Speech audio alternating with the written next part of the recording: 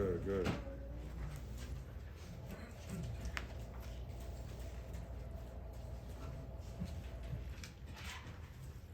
Zion, I guess I'd just ask you about like how you guys compensate or take over with Jalen moving over. You've had such dominant first round talent there. What does it look like going into the spring? First and foremost, we're happy for Jalen. All the things he's accomplished here at this university. Nobody's surprised at that. We all knew once his time came for him to go into that draft and going to take that next step, he was going to take that on with a full head of steam. And we're all wishing him the best of luck. But here at the University of Georgia, next man up. You heard it all throughout the season last year when guys went down, and throughout the years that Coach Smart's been here, he's built that culture of next guy up.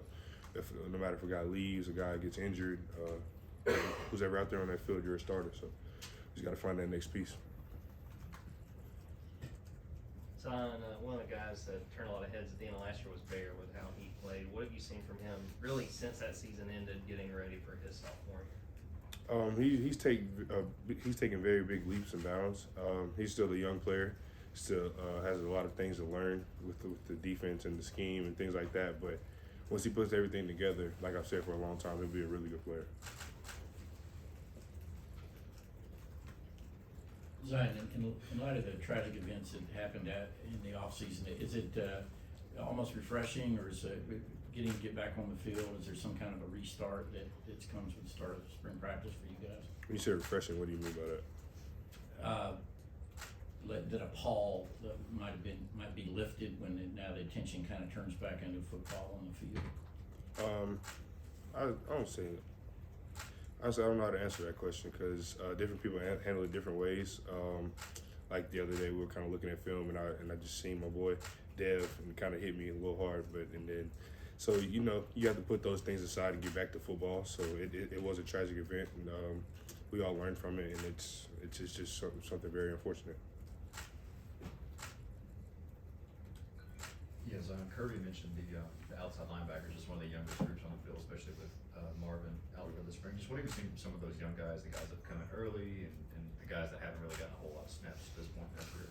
Those guys are really ready to work.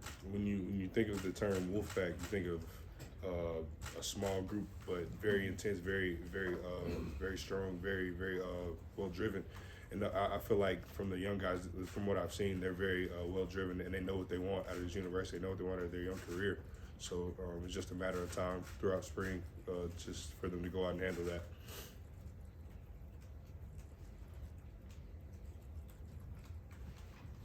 There's been a lot of outside talk about Georgia's culture this offseason. Someone in the program, what is that culture and what does it look like to you? Culture's still growing, man. It's a beautiful thing to walk around these buildings, walk through these halls of the University of Georgia. And coming from the inside, when people question our culture and question our character, it's kind of like a slap in the face sometimes. But we know that comes with it. But we just have to keep working and keep working, put our best foot forward, and we're just going to keep showing that we're one of those top teams in the country.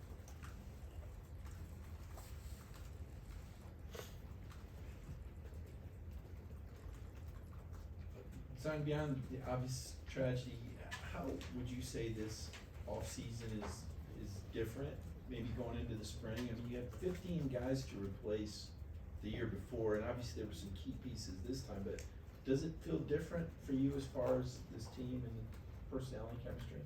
I mean, after the tragedy, I don't see anything any different. Guys are still wanting to be around here, loving on each other.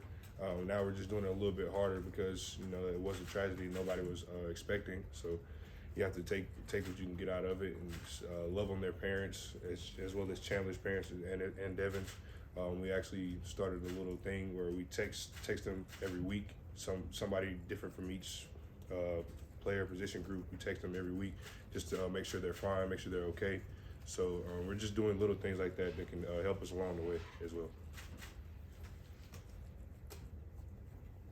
Zion, when I asked you about Smoke Bowie, have you gotten the chance to spend any time with him, and how do you think he might help the defense as a transfer? Smoke, he'll help the defense out a lot. I won't just say him. It's a lot of young guys in that defensive back room that can help us out a lot. So I'm ready to see what they can do this spring. So, what are your early impressions of Jordan Hall and also Jamal Jarrett as they've gotten in and gotten a settled in? Jordan Hall's going to be a very good third down player once he gets everything in hand. He still has a lot. Both of the guys still have a lot to do. Still have a lot to grow. They've only been here for 3 months, 4 months. So it's a learning process for those guys. It's just like everybody came in at once. In a part of the time they were freshmen. They didn't know the defense. They really didn't know how to use their hands, use their feet as well as the other guys. But it's a learning curve. They'll get you. I noticed the national championship trophy on your arm. Is that a new one? Is that the first one? The second one? How long you had it? Maybe what was the reason why you ended up signing a title on your arm? This is one from last year, from Alabama. I haven't got the newer one put on. I was waiting to go back in May and get it put on this arm. So line down, you can see them both. So I'm planning on that in May. Hey, Zion. Kirby had mentioned after the crash that I guess since then that the team has brought in some mental health, outreach, and there's been a focus on that.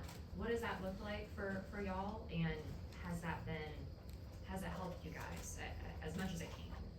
I won't even say since the crash. Since I've been here as a freshman, I've seen him. He brings in Maria Taylor throughout the fall camp to talk to our younger guys about how to conduct themselves in interviews, things like it. We watch different kind of videos during our school sessions where we break down in small groups and we talk about in-house things like that. So I won't just say since the tragedy he's honed in on it. He's done it for the past 2 or 3 years now. So it's just now that we're trying to kind of rep up the ante a little bit with it, just to keep it fresh on guys' minds. Zion, you mentioned getting the other trophy on that arm. If you guys go back to back to back, then where's the third? Possibly on my leg. That's probably would be the next spot. Any more questions for Zion? Zion, we noticed you had a couple guys that could have gone to the league that didn't. I guess yourself included. But what did it mean for Cedric to come back? Man, you work against him. You get to see him interact with the offensive line. How do the players view him? Players view Sid as that guy, and he's been driven to be that guy ever since he stepped on campus, and I truly and solely believe that because he's that voice that you want at the center position of your offense. He's the second quarterback. He tells Carson, he tells Stetson what we're gonna do. So I think he really drives his team, and he really is the piece that we need. And for him to come back for his 4th year, I think it'll only help him. It won't hurt him. So I think this year when he comes back, he maximizes everything that he puts on the field. Any last one for Zion? Okay, thank you. Thank you. Thanks, Zion.